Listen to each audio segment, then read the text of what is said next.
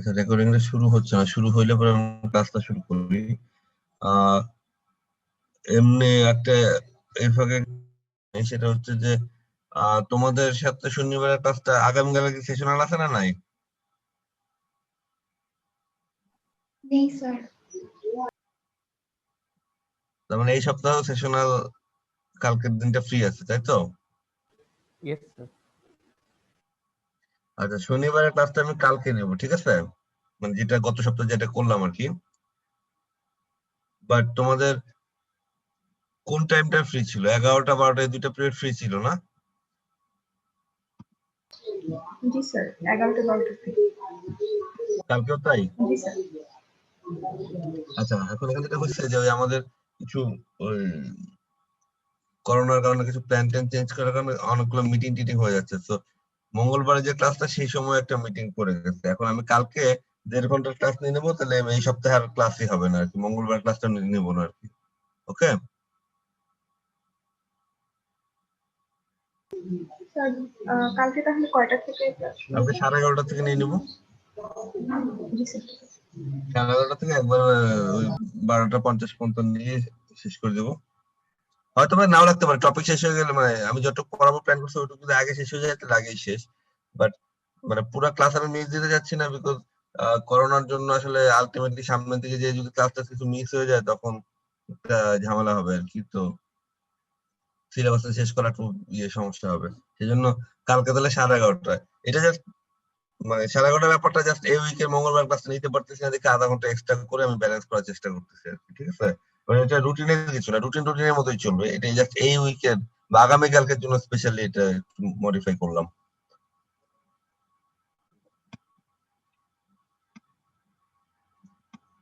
তো আজকে যদি কেউ অ্যাবসেন্ট থাকে একটু বলে দিও আর কি, যে আগামী ক্লাসে যেন 11:30টায় থাকে আর কি। আচ্ছা, আমরা গত ক্লাসে এই তোমার কন্ডাক্টিভ সিস্টেমের জন্য রেজিস্ট্যান্স ক্যালকুলেট করাটা দেখছিলাম, যে আমরা রেক্টেঙ্গুলার হলেও করতে পারি, আমরা সিলিন্ড্রিক্যাল হলেও করতে পারি। অ্যাপ্রোচটা সেম, মাল্টিপল রেজিস্ট্যান্স থাকলেও অ্যাপ্রোচ এক্স্যাক্টলি সেম। জাস্ট রেক্টেঙ্গুলারের যে ইকুয়েশন আর সিলিন্ড্রিক্যালের যে ইকুয়েশন রেজিস্ট্যান্সের জন্য, সেটা জাস্ট ফর্মটা একটু ডিফারেন্ট থাকে। রেক্টেঙ্গুলারের ক্ষেত্রে কোনো লগারিদম ব্যাপার ছিল না। মানে মেইন ব্যাপারটা খেয়াল করো, ঠিক যদি আমি এটা বলি, থিকনেসের টার্ম, ঠিক আছে? দেখো, থিকনেসের টার্ম ডিভাইডেড বাই কন্ডাক্টিভিটি আর এরিয়া। আর আমরা সিলিন্ড্রিক্যাল যদি যাই, এটাও কিন্তু এই থিকনেসের টার্মটার উপরে divided by conductivity area. Just খালি শেপের কারণে ফর্মটা একটু, ইকুয়েশনটা একটু ডিফারেন্ট শেপের হয়েছে, বাট আইডিয়াটা কিন্তু সেটাই। সো এখন আমরা যাই যে বাউন্ডারি কন্ডিশনস। বাউন্ডারি কন্ডিশন তোমরা বুঝো? তোমরা বাউন্ডারি কন্ডিশন বুঝো?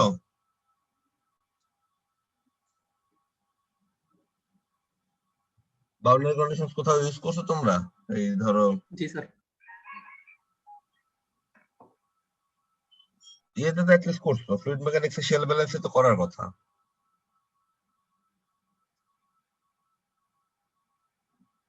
করনি?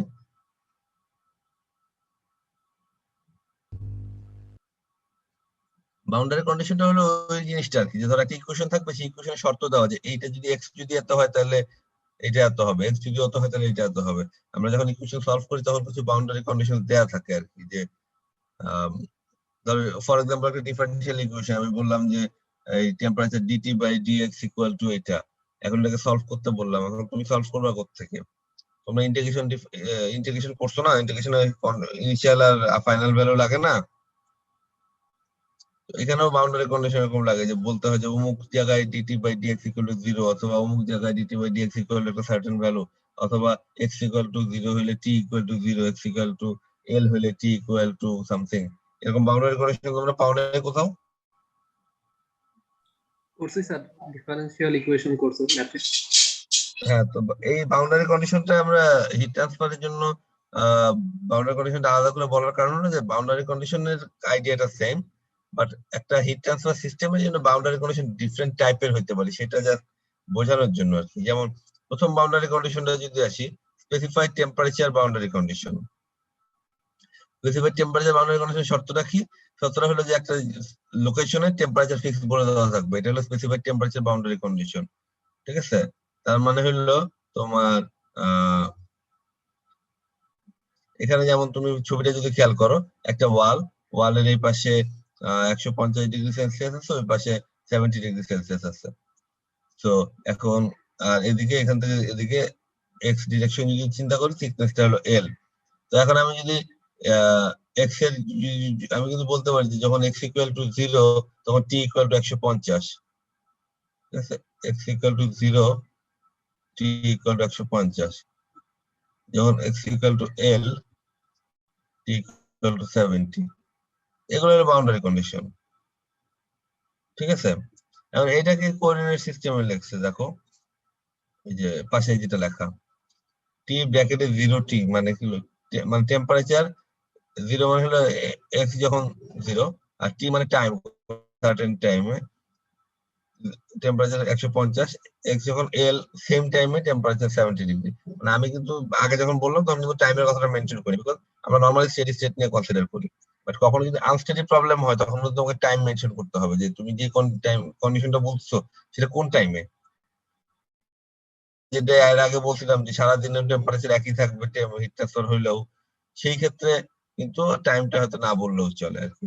এনিওয়ে, আইডিয়াটা যেটা বোঝাতে চাচ্ছিলাম সেটা হচ্ছে যে বাউন্ডারি কন্ডিশন আমাদের লাগবে। আমরা যে কোনো অঙ্ক যখন করতে যাব তখন আমাদের জানতে হবে যে আমরা আসলে আমাদের নোন ভ্যালু গুলো আগে কম্পাইল করতে হবে, যে ওকে কেউ আমাকে বলে দিবে যে এই জায়গায় এত টেম্পারেচার আর শেষ পর্যন্ত এত টেম্পারেচার, কিছু একটা আমাকে বলে দিতে হবে। তো এগুলো হলো বাউন্ডারি কন্ডিশন। তো আরেকটা বাউন্ডারি কন্ডিশন যদি বলে specified heat flux boundary condition, এটা এক্স্যাক্টলি সেম আইডিয়া। বাট এখানে আগে যেমন আমরা বলছি যে কোন একটা পার্টিকুলার লোকেশনের টেম্পারেচারটা জানি আমি, এখানে সেই টেম্পারেচারটা আমি জানি না। এখানে হলো পার্টিকুলার লোকেশনে হিট ফ্লোটা আমি জানি, হিট ফ্লাক্স যেটা বলতেছি, মানে heat flow per unit area. তো ধরো তোমাকে একটা অঙ্ক দিল, দিয়ে এরকম একটা ওয়াল দিয়ে বললো যে হ্যাঁ এরকম একটা ওয়াল আছে, এত থিকনেস, এরকম ইনসুলেশন দেওয়াটাও আছে, এটা দিয়ে প্রত্যেক ঘন্টায় এই রেটে হিট যাচ্ছে। এখন আমাকে বলে যে আউটসাইড টেম্পারেচার কত হবে। তো এটা হলো হিট ফ্লাক্স বাউন্ডারি কন্ডিশন, মানে কোন একটা লোকেশনে হিট ফ্লোটা বলে দেওয়া আছে। এবং এখানে যেমন দেখো তুমি এই ছবিতে এক্স যখন 0 তখন বলা আছে যে Q not equal to minus K DT by DX at X equal to 0। আর এখন এই ইকুয়েশনটা কিন্তু আমরা অলরেডি জানি, আমরা কিন্তু যে ফুরিয়ার ল অফ কন্ডাকশন যেটা, সেটা থেকে আমরা কিন্তু জানি যে Q equal to minus K A DT by DX. তো ফ্লাক্স করতে গেলে এটা কিউ এর কাছে চলে আসে, মানে কিউ বাই এ করলে ফ্লাক্স বলে সেটাকে, সেই জন্য এই পাশে এ নাই আর কি। ঠিক আছে, তো এখন ইকুয়েশনটা এক্স্যাক্টলি সেম আর কি। তো এখন এখানে দেখো বলে দেওয়া, উপরটা জাস্ট বেসিক ইকুয়েশন লেখা, আর নিচেরটার ক্ষেত্রে দেখো at X equal to L, same জিনিসই লিখছে, বাট এখানে কিউ এল এর একটা ভ্যালু বলেছে। তার মানে তোমাকে অঙ্ক হয়তো বলা বলা থাকতে পারে যে এখানে 200 watt per metre square heat যাচ্ছে, 500 watt per metre square heat যাচ্ছে। তার মানে হলো তোমাকে এই যে এই টার্মটার ভ্যালুটা দেওয়া থাকতে পারে কোনো প্রবলেমে। তো সেটাকে আমরা বলতে হিট ফ্লাক্স বাউন্ডারি কন্ডিশন। ঠিক আছে, এবং হিট ফ্লাক্স যদি স্টেডি স্টেট হয় তাহলে অবশ্যই এক সাইডে যে হিট ঢুকবে এক সাইডে সেই হিট বাইর হবে, বাট আনস্টেডি স্টেট হলে সেটা আবার ব্যালেন্স মানে এক্স্যাক্টলি ইকুয়াল হবে না। তো এখানে যেমন নিচের লাইনে দেখো হিট ফ্লাক্সের ইকুয়েশনটা যেটা দেওয়া, আমি যেটা দেখাইলাম উপরে সেটাই এখানে লেখা আছে, যে Q equal to minus K DT by DX, because এখানে এটা হলো কিউ ডটটা হলো কিউ বাই এ, এটা এখানে চলে। তো এখন এই যে তোমার ধরো নিচের সেন্টেন্সটা দেখো, for a plate of thickness L subjected to heat flux 50 watt per meter square into the medium from both sides. For example, the specified heat flux condition can be expressed. একটা সিচুয়েশন যদি এমন হয় যেটাতে এল থিকনেসের একটা ওয়াল, যেটাতে hit flux হচ্ছে তোমার 50 watt per metre square, তাহলে দেখো আমি যে প্রথম যে টার্মটা সেটাও 50 লিখছি, পরের টার্মটাও কিন্তু 50 লিখছি, বিকজ দুইটা হিট ব্যালেন্স কিন্তু সমান হতে হবে। ঠিক আছে, বিকজ স্টেডি স্টেট বলতেছি, বাট একটা ডিফারেন্স খেয়াল করো, একটা লিখছি 50, একটা লিখছে -50। কারণ হলো প্রথমটার ক্ষেত্রে সিস্টেমে হিট ঢুকতেছে, সো এটা পজিটিভ 50। আর যদি দ্বিতীয়টা চিন্তা করো, হিট বের হয়ে যাচ্ছে, এটা হলো -50। তো মেইন এটা যেটা মেইন টেক হোম মেসেজ যেটা, সেটা হচ্ছে একটা সিস্টেমের জন্য DT by dx into k, যেটাকে আমি হিট ফ্লাক্স বলতেছি, সেই ইনফরমেশনটা দেওয়া থাকতে পারে। সবসময় যে টেম্পারেচারটা এক্স্যাক্টলি বলা থাকবে তা না। তো সেইটা দিয়েও অঙ্ক করা সম্ভব হতে পারে। তো আমরা যখন অঙ্ক করবো তখন তোমরা আরো জিনিসটা বুঝবা। এখন আমাকে বলো, যদি আমার একটা ওয়ালে টোটালি আমি থিওরিটিক্যালি একটা ইনসুলেশন দিয়ে দিলাম, তাহলে এই যে এই সিস্টেম, এই ছবিটার ক্ষেত্রে চিন্তা করো যে আমি এই ওয়ালে এখানে ইনসুলেশন দিয়ে দিলাম, ধরো খুব হাই কোয়ালিটি ইনসুলেশন দিয়ে দিলাম, থিওরিটিক্যালি ধরে নিলাম যে আমি এখান থেকে হিট খুব একটা পাস হচ্ছে না। এরকম যদি সিচুয়েশন হয়, তাহলে এইখানে কোন টাইপের বাউন্ডারি কন্ডিশনটা অ্যাপ্লাইড হবে?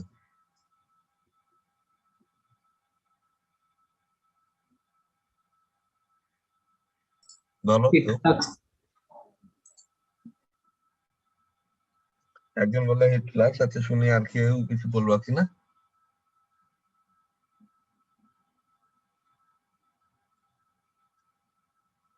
আর কিছু সেম অ্যান্সার দিলেও বলতে পারো। আমি just বুঝতে চাচ্ছি যে তোমাদের রেসপন্স থেকে বুঝতে চাচ্ছি যে তোমরা জিনিসটা ধরতে পারতেছো কিনা। তোমরা যদি সেম অ্যান্সারও কেউ দাও, চুপ করে থাকার দরকার নেই, সেম অ্যান্সার রিপিট করতে পারো। আর ডিফারেন্ট অ্যান্সার হলে তো বলবাই।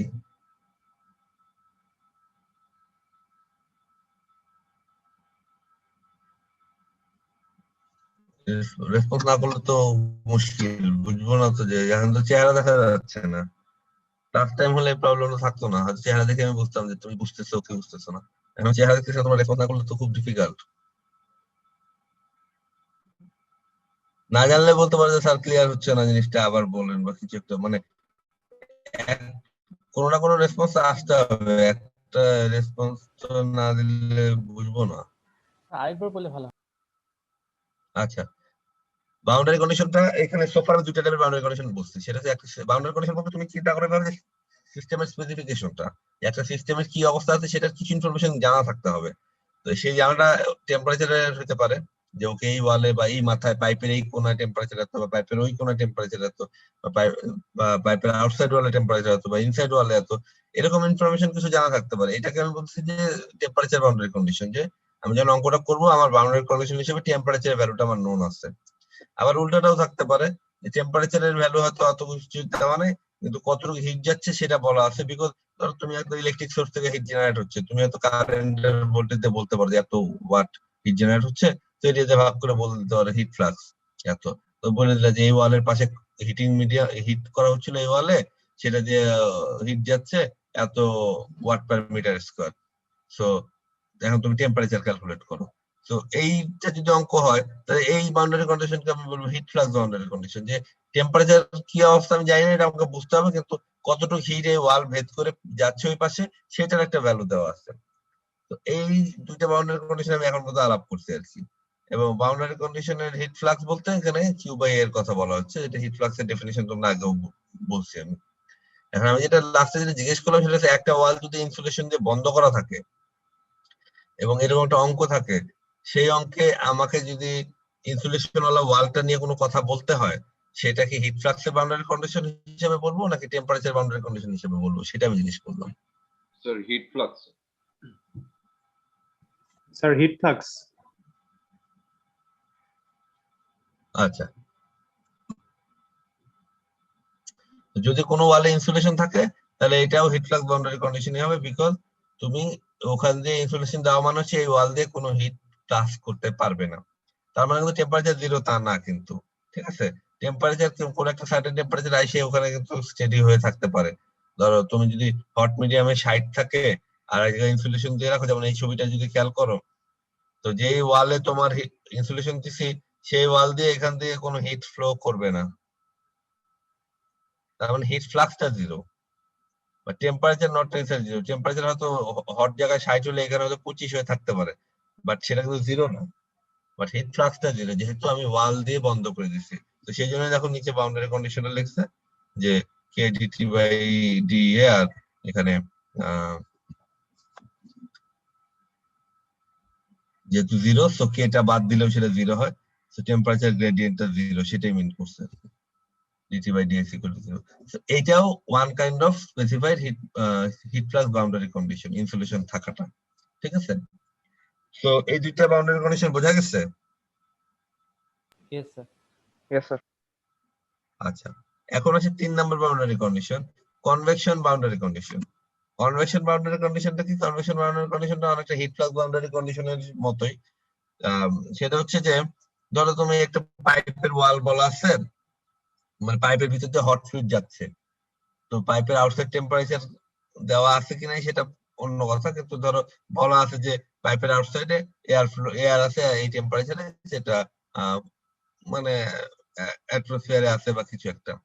তা তুমি কিন্তু জানো যে পাইপের ওয়াল ভেদ করে ভিতরের হিটটা পাইপের ওয়ালের আউটসাইড পর্যন্ত আসবে, এবং এসে ধরো আমি যদি এটাকে এরকম সার্কুলার রেখে দেখাই একটা পাইপ,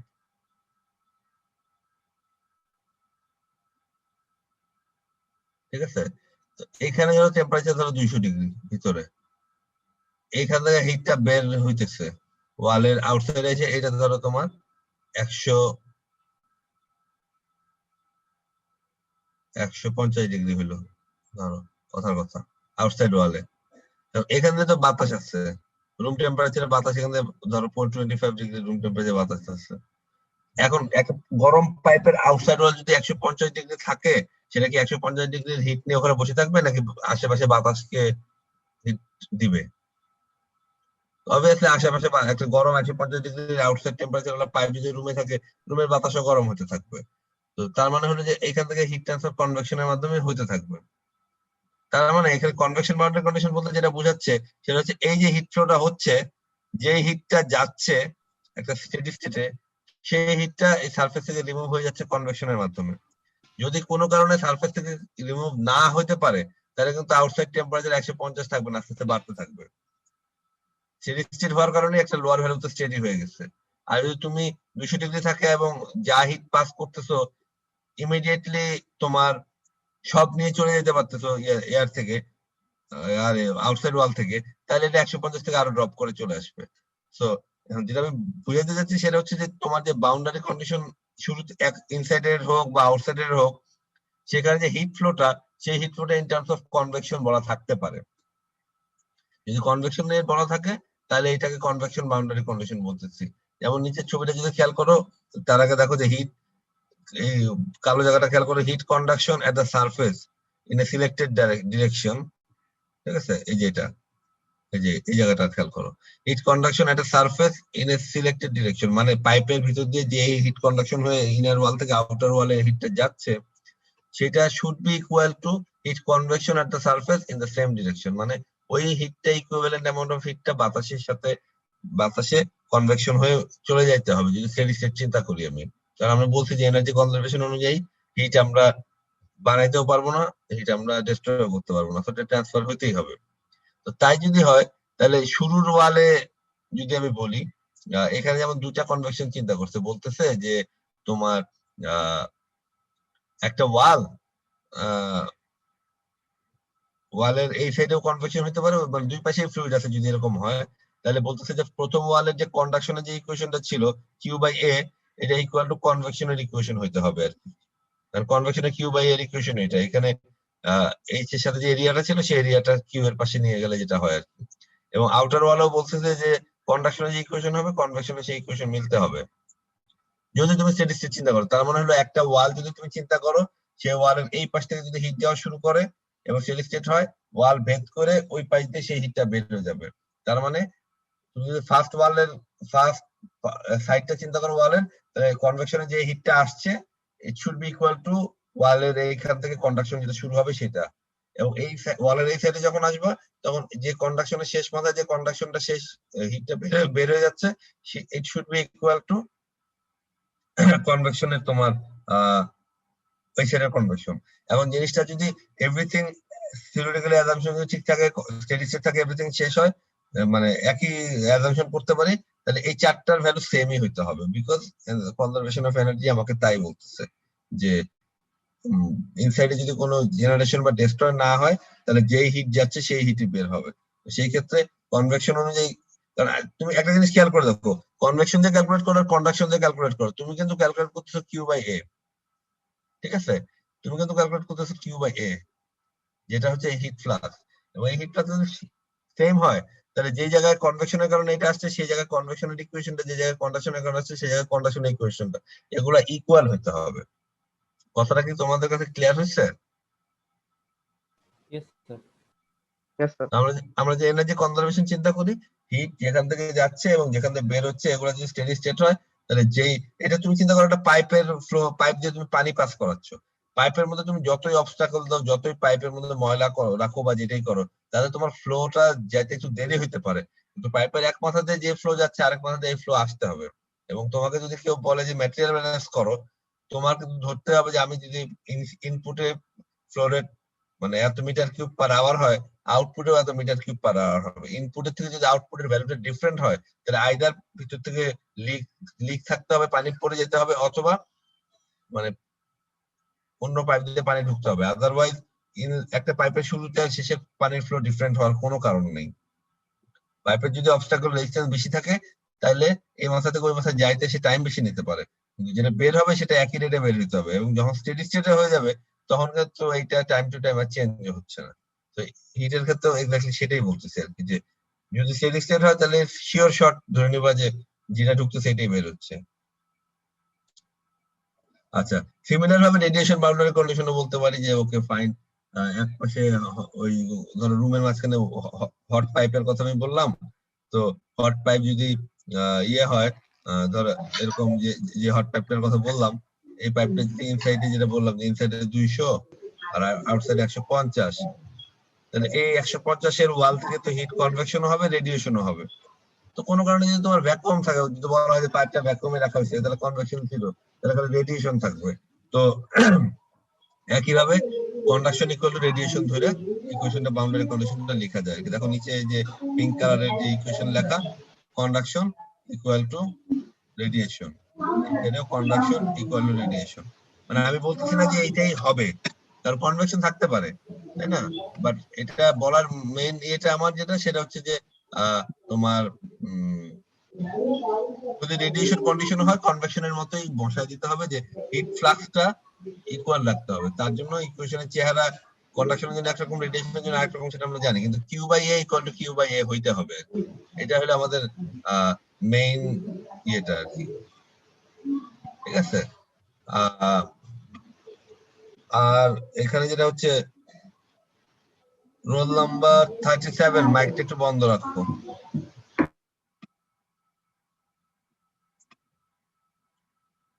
ওকে, এখন তো কনভেকশনের যে কনসেপ্ট, রেডিয়েশনে এক্স্যাক্টলি সেম কনসেপ্ট, ঠিক আছে? মানে জাস্ট মাথায় রাখবো একটা জিনিস, সেটা হচ্ছে যে যদি স্টেডি স্টেট হয়, এই পাশ থেকে কিউ বাই এ যেটা হচ্ছে, ওই পাশ থেকে কিউ বাই এ সেটা হইতে হবে। এখন কিউ বাই এর জন্য যদি রেডিয়েশন হয়, তাহলে রেডিয়েশনের ইকুয়েশন, কনভেকশন হলে কনভেকশনের ইকুয়েশন, বাট ইকুয়াল করতে হবে। এটাই তোমার এনার্জি, মানে যেটাকে আমরা বাংলায় শক্তির নিত্যতা সূত্র বলি বা এনার্জি কনজারভেশন রুল বলি, সেই রুল ফলো করতে হলে এইটাই একমাত্র আইডিয়া, এছাড়া বিকল্প নেই। আচ্ছা, ফাইনাল বাউন্ডারি কন্ডিশন যেটা আমরা অঙ্কের মধ্যে মাঝে মধ্যেই পাবো, সেটার নাম হচ্ছে ইন্টারফেস বাউন্ডারি কন্ডিশন। যখন মাল্টি লেয়ারের কোনো ওয়াল হবে, ইনসুলেশন দিয়ে বা যেভাবেই হোক, তখন অনেক সময় তোমার দুই লেয়ারের মাঝখানে যে ঠিক জাংশনটা, সেই জাংশনের কন্ডিশন বলা থাকতে পারে।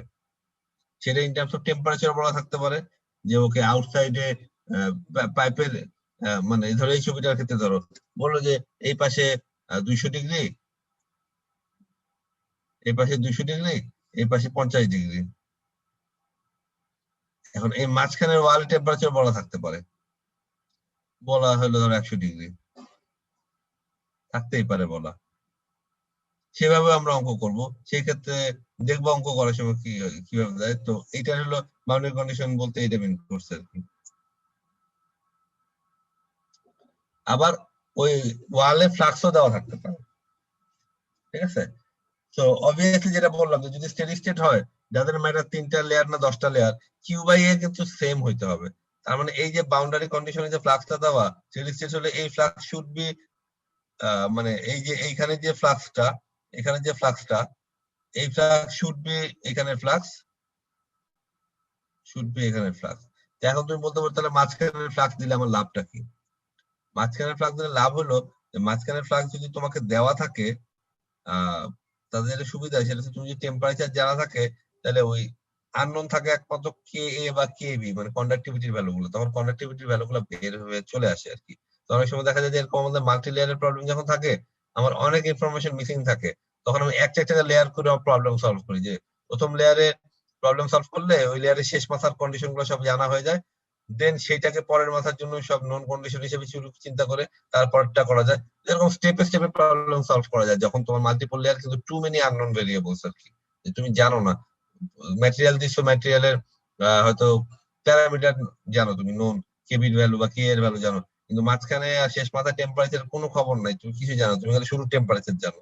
তখন এরকম স্টেপে স্টেপে আমরা অঙ্ক করি যে প্রথম লেয়ারটা একটা সিস্টেম চিন্তা করে অঙ্কটা শেষ করলে ওই লেয়ারের আউটসাইডের যে টেম্পারেচারটা সেটা আউটসাইডের ফ্লাক্স এগুলো সব বের হয়ে যায়, সেটাকে তখন পরের লেয়ারের শুরুর হিসেবে চিন্তা করে এরকম একটা ইনস্টলমেন্টে আমরা শেষ করতে পারি আর কি। আর অবভিয়াসলি আবার বলতেছি যেহেতু স্টেডি স্টেট চিন্তা করে আমরা ধরে নেব আমাদের সিস্টেম এনার্জি স্টোর করতে পারে না, সো হিট ফ্লাক্স সেম হইতেই হবে, সো এই বেসিসেও আমরা অঙ্ক সলভ করতে পারি।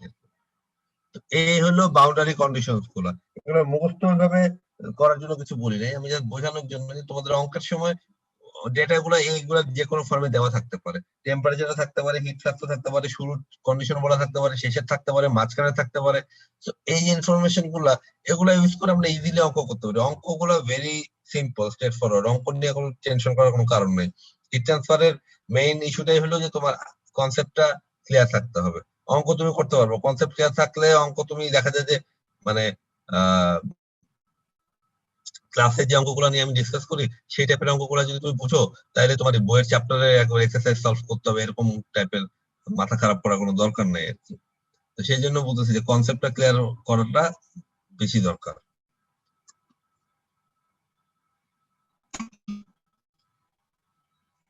আচ্ছা,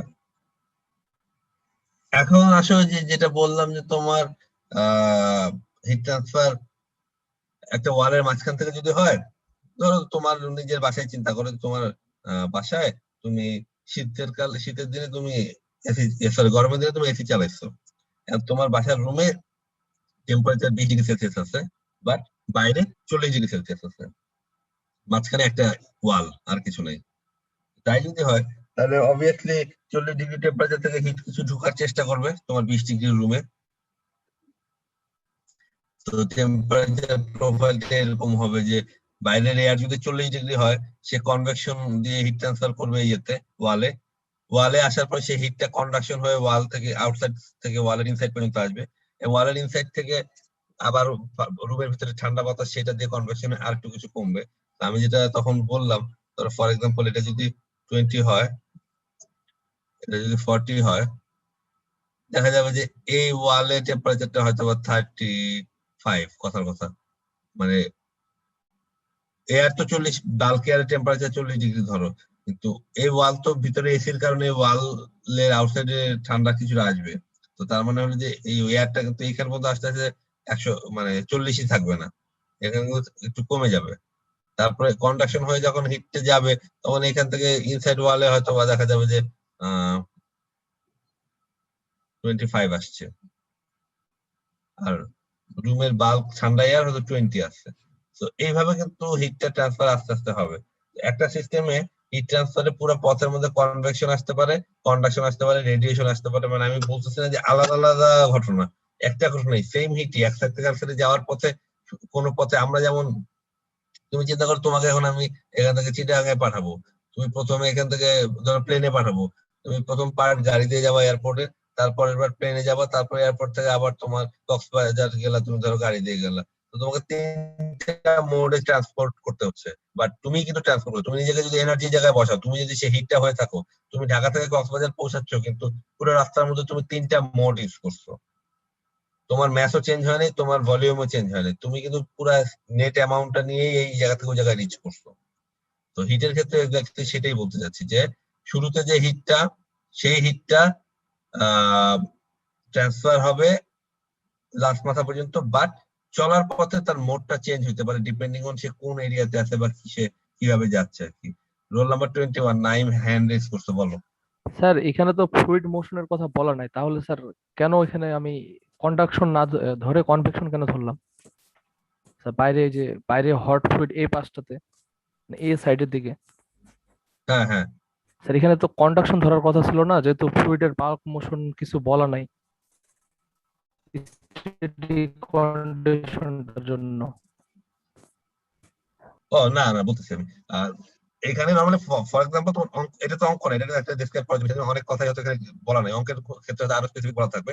বাট ইন জেনারেল আমি যখন যখন একটা ওয়ালের চিন্তা করবো, একটা ওয়াল তার এক পাশে একটা রুম আছে, আরেক পাশে একটা রুম আছে, সেখানে অবভিয়াসলি এয়ার থাকবে, সেই এয়ারকে তুমি মুভ না করে রাখবা কিভাবে?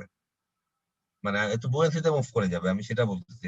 ফ্যান দিয়ে মুভ করতেছি সেটা কিন্তু আমি বলি নাই, সেটা ন্যাচারাল কনভেকশনের কথাই বলতেছি, যে গরম বাতাসটা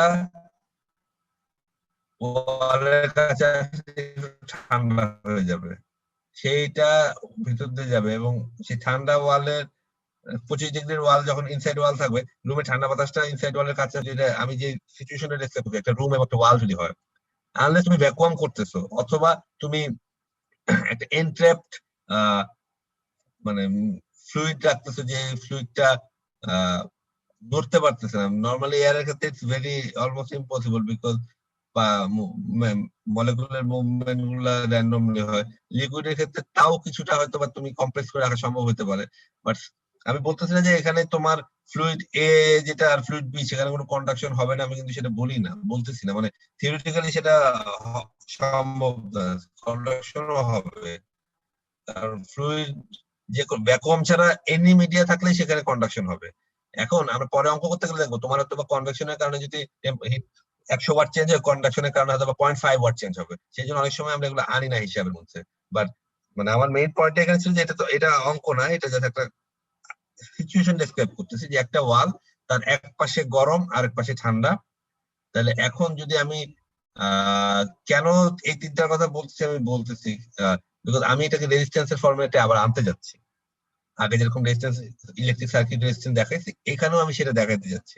তো তাই যদি হয়, সেই কারণে আমি মেজর তিনটা দিয়ে সিম্পল একটা কেস ডেসক্রাইব করার জন্য বলতেছি আর কি, যে এরকম সিচুয়েশন যদি হয় তাহলে এইটারও সার্কিট আঁকা সম্ভব হবে, আমি সেটা বলতেছি। এখন তুমি যদি মনে করো যে না আমি এই সাইডেও কন্ডাকশন হবে, এই সাইডেও কন্ডাকশন হবে, টোটাল 5টা জিনিস আমি কনসিডার করবো, ইউ আর অলসো রাইট, তোমার রেজাল্ট কোনো সমস্যা হবে না। কিন্তু আরেকজনের সাথে তোমার রেজাল্ট হয়তো 1% ভ্যারি করবে না, বিকজ তুমি খুব মাইনর একটা ভ্যালু নিয়ে কথা বলতেছো। তো ওইটা নিয়ে তোমরা এত ওয়ারিড হয়েও না, কেউ যদি ওই নেগলিজিবল পার্টটা ধরো আর কেউ যদি না ধরো, তাতে ফাইনাল রেজাল্ট এত কম চেঞ্জ হবে যে দুইটার জন্যই মার্ক পাবা, কোনো সমস্যা নেই, আনলেস কিছু বলে দেওয়া থাকে। এখন কথা হলো যে কনভেকশনের ক্ষেত্রে মানে নর্মালি এটা তুমি যখন অঙ্ক করবে তোমার ইনটিউশনটা আরো ক্লিয়ার হবে, দেখবা যে তুমি বুঝতে পারবে যে ওকে এয়ারের কন্ডাক্টিভিটি ভেরি লো, তো এয়ারের পার্টে আমি কন্ডাকশন চিন্তা করলে আমার কোনো লাভ নেই। বাট এখানে যদি লিকুইড মেটাল থাকে বা কোনো একটা হাই ডেন্সিটি ফ্লুইড থাকে, তাহলে আমার জন্য এই ভ্যালুটা হয়তো সিগনিফিকেন্ট হতে পারে। তখন তুমি চিন্তা করবে আমি একটু করে দেখি কন্ডাকশনটা কতটুকু হয়। তারপরেও লাস্ট বটম লাইন যেটা অ্যাজ এ স্টুডেন্ট তোমাদেরকে খেয়াল রাখতে হবে, এটা মানে এটা সায়েন্সের সাজেশন না, এটা হলো পরীক্ষার ট্রিক বলছি। যদি কন্ডাক্টিভিটির কোনো ভ্যালু দেওয়াই না থাকে তোমার কাছে, তাহলে এইসব আজাইরা সময় নষ্ট করে তোমার কোনো লাভ নেই, তাই না? মানে তোমাকে তো এই পার্টটাতে কন্ডাকশন ধরতে হলে তোমাকে কন্ডাক্টিভিটি অ্যাসিউম করে নিতে হবে তখন।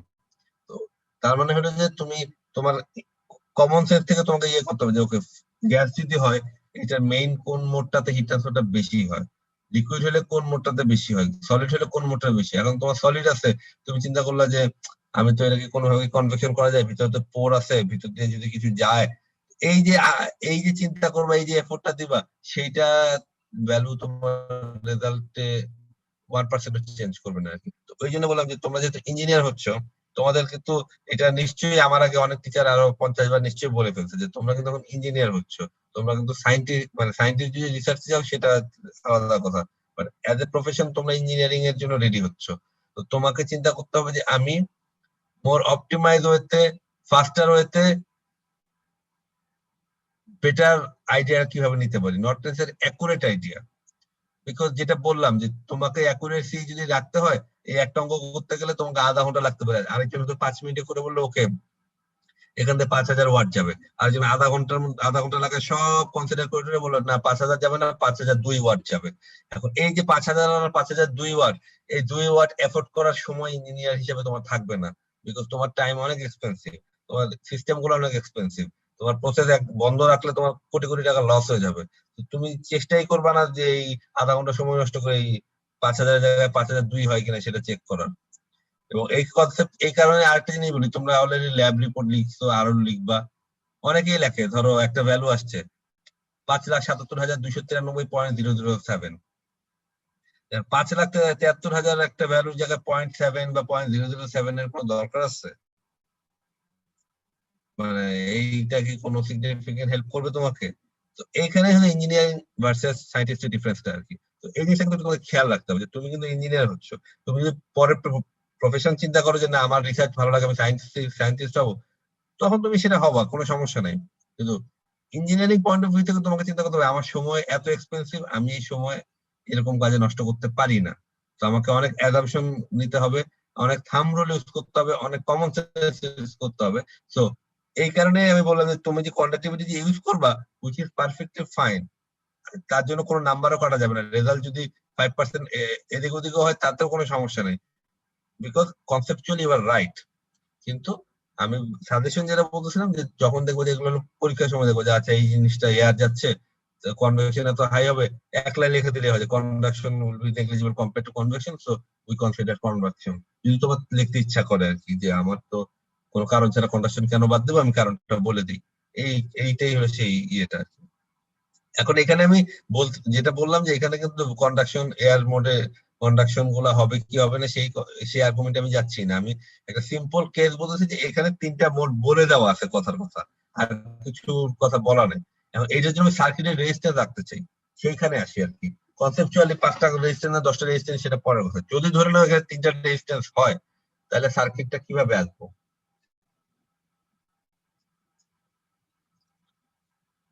নাইম কি বুঝতে পারছো? অনেক লম্বা বক্তৃতা দিয়ে ফেলছি, বাট জি কথাটা কি জি স্যার, ক্লিয়ার হচ্ছে? জি স্যার ক্লিয়ার হয়েছে। আচ্ছা ঠিক আছে। আচ্ছা এখানে 3টা রেজিস্ট্যান্স হবে অবভিয়াসলি, বিকজ 3টা মোডে মানে 3টা স্টেপে হিট ট্রান্সফার হচ্ছে। সেটা আগে আমরা দেখি যে 3টা কন্ডাকশন হতে পারে 3 লেয়ারের জন্য। এখন এখানে 3টা মোডে কন্ডাকশন, একটা মোডে আর 2টা মোডে কনভেকশন হচ্ছে, বাট তারপরে সেম ভাবে আমরা রেজিস্ট্যান্স দেখতে পারবো। এখন আমাকে বলো মাঝখানে যেটা কন্ডাকশন হচ্ছে সেখানে রেজিস্ট্যান্সটা কি হবে? del x by k. Del X by K A, তাই তো? তাই বললা না? জি স্যার। হ্যাঁ। এখন আমাকে বলো প্রথম পার্ট যেটা এই যে 40 থেকে 35 এ নামতেছে কথার কথা, এই পার্টের রেজিস্ট্যান্স কি লিখবো? কনভেকশনের রেজিস্ট্যান্স। So 1 by H1A.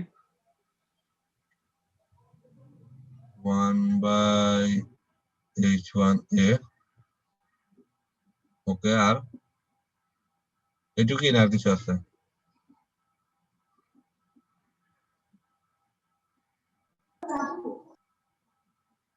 আর কেউ কিছু বলবা? না স্যার এটাই। আর পরের পার্টে কি হবে? Third 1 by resistance H2A. By H2A।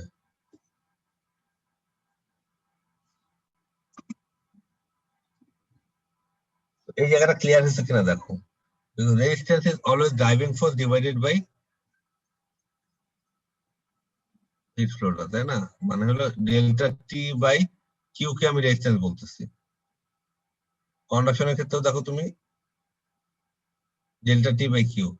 তো কনভেকশনের ক্ষেত্রে এই ডেল্টা টি বাই কিউ যদি করি তাহলে এই টার্মটা 1 বাই এ হয়ে ওই পাশে চলে যাবে, এই টার্মটা 1 বাই এ হয়ে ওই পাশে চলে যাবে।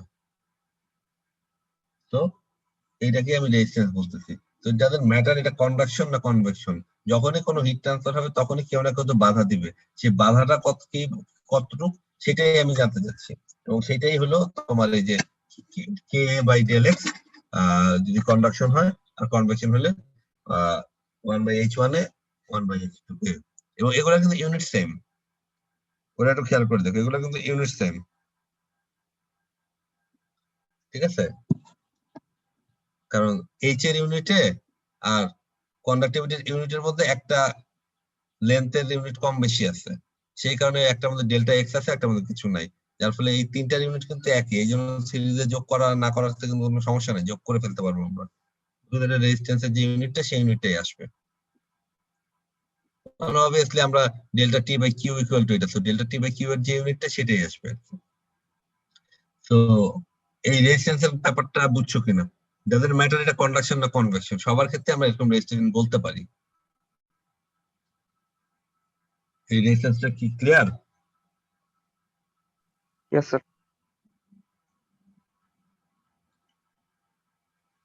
আচ্ছা, এখন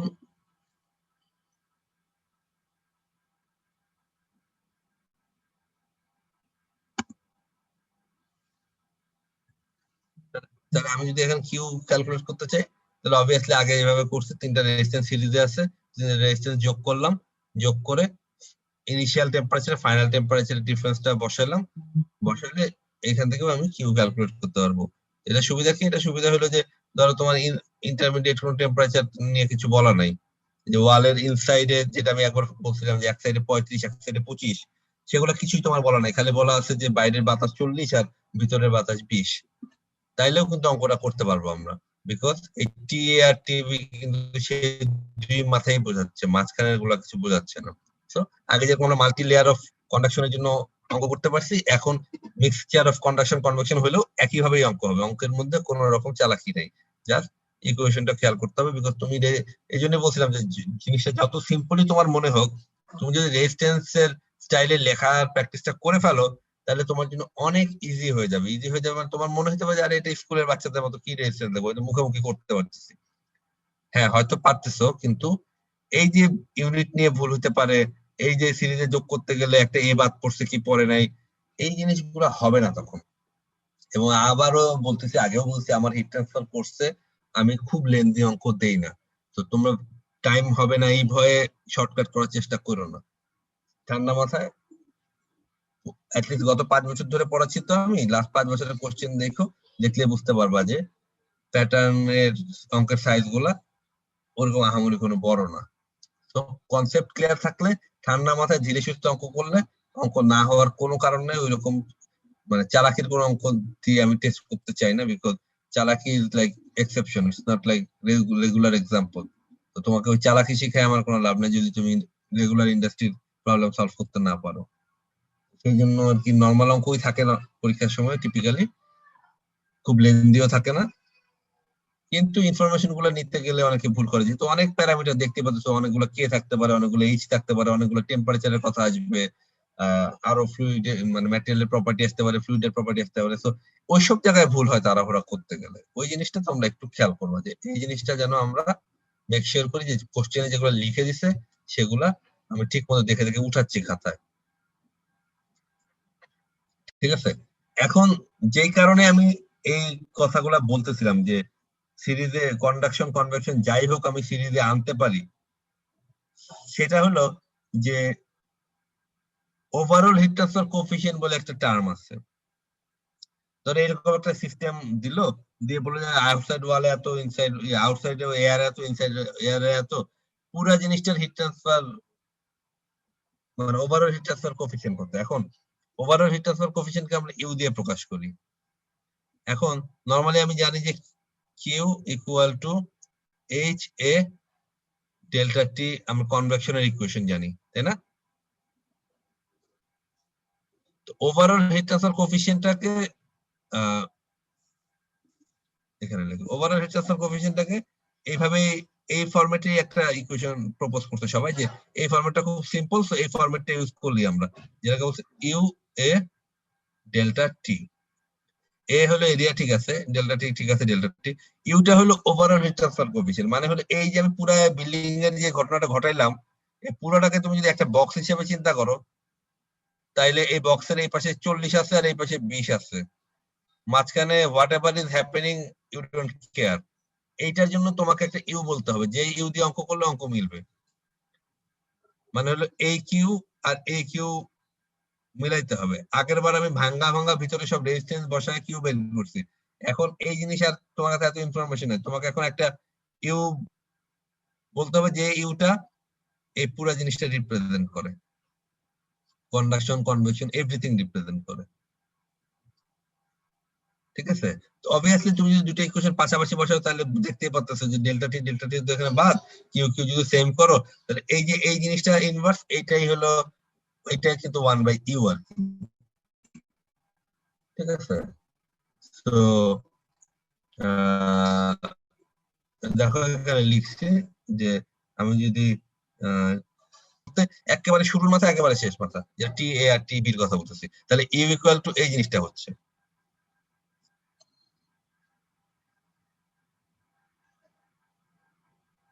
কথাটা কি ক্লিয়ার হয়েছে? এটা কখন আসতেছে আমি বলি। এটা হলো যে অনেক ক্ষেত্রে আমরা একটা সিস্টেমের মধ্যে এত ছোট ছোট লেয়ার, এতগুলা ইনসুলেশন বা কোথাও কনভেকশন কোথাও কন্ডাকশন, এই ক্ষুদ্র ক্ষুদ্র পার্ট গুলা করার সময় হয় না। তখন যেটা হয় যে এরকম একটা সিচুয়েশন থাম রুলের মতো দেওয়া থাকে, ও আচ্ছা একটা ওয়াল এত ঠিক, আর এই পাশে টেম্পারেচার এই ম্যাটেরিয়াল দিয়ে বানানো, এই পাশে এয়ার আছে ওই পাশে এয়ার আছে, তাহলে এখানে ইউ এর ভ্যালু এরকমই হবে। কারণ দেখো ইউটা কি দিয়ে রিপ্রেজেন্ট করছে, ইউ এর ভ্যালু গুলো ডিসাইড করতেছে এইচ কে আর কতটুকু থিক ওয়াল। সো এই ইনফরমেশন গুলোর উপর বেস করে কিন্তু তুমি আসলে ইউ একটা বলতে পারো। তো এরকম তখন দেখা যায় যে একটা অঙ্কের সময় বলে যায় যে ওকে এই সিস্টেমে এরকম একটা ইউ হবে। তো তাদের যেটা সুবিধা হলো, তোমার মাঝখানে ওয়ালে জয়েন্টে কোথায় কি টেম্পারেচার আছে এগুলো সব বাদ দিয়ে একেবারে শুরুর এয়ার আর লাস্টের এয়ারের টেম্পারেচার আর এই ইউ বসে অঙ্ক করে ফেললেও অঙ্ক হবে আর কি। তো এইটা নর্মালি ওই যে বললাম ইঞ্জিনিয়ারিং এর সময়ের একটা ইম্পর্টেন্স আছে। তোমাকে এরকম অনেক ইউ হয়তো বা ইউ দিয়ে করতে হবে, ভিতরে এই ওয়াল থেকে ওই ওয়াল তারপরে সেই ওয়াল, এত ঝামেলার মধ্যে তখন তুমি অনেক সময় যাবা না। বিকজ যে ইউটা তুমি ইউজ করবে সেই ইউটা হয়তো বা এগুলোর উপর বেস করে কেউ একজন করছিল। তো এখন তুমি চিন্তা করো যে আমাকে, আমি যদি বলি যে 5 ইঞ্চি ওয়াল, বাইরে এয়ার আছে ভিতরেও এয়ার আছে, আহ ইটের ওয়াল, তাইলে এইটার জন্য সিচুয়েশন গুলো চেঞ্জ হওয়ার কোনো উপায় নেই। চেঞ্জ হতে পারে দুই পাশের টেম্পারেচার, সেটা কিন্তু ইউ এর পার্ট না। কারণ টেম্পারেচার তুমি ইকুয়েশন ইউজ করবা, ইউ ইউজ করার পর কিন্তু তোমার টেম্পারেচার বসাবো, এটা 40 আর 20 যদি হয় তাহলে অসুবিধা নাই, 60 আর 100 হলেও অসুবিধা নাই, তোমার অঙ্কের রেজাল্টে সেটা আসতেছে। ইউ এর মধ্যে আসতেছে খালি এইচ আর কে গুলাকে আমি লামটাম করে চলে আসতেছে। তো সিস্টেমের জন্য ইউ মোটামুটি একটা পার্টিকুলার ডেসক্রিপশন যদি থাকে যে হ্যাঁ এখন যদি এটা এয়ার না হয়, বলে যে না এক পাশ দিয়ে পানি যাচ্ছে আরেক পাশ দিয়ে এয়ার যাচ্ছে, তাইলে ইউ আর দুই পাশ দিয়ে পানি এয়ার যাচ্ছে, তাহলে ইউ কিন্তু এক হবে না, কারণ এইচ এর ভ্যালু গুলো তখন চেঞ্জ হয়ে যায়। তো এই ইউটাকে আমরা বলি ওভারঅল হিট ট্রান্সফার কোফিশিয়েন্ট, এবং এইটার ইকুয়েশনটা হলো এরকম যে তোমার তো আমি মনে রাখার জন্য আমার মানে আমি স্টুডেন্ট লাইফে যেটা করতাম, আমি আসলে এইভাবে ইউ মনে রাখতাম না। আমার জন্য ইউ এইভাবে মনে রাখতে একটু মনে হতে ভুল হতে পারে, আমি এইভাবে মনে রাখতাম।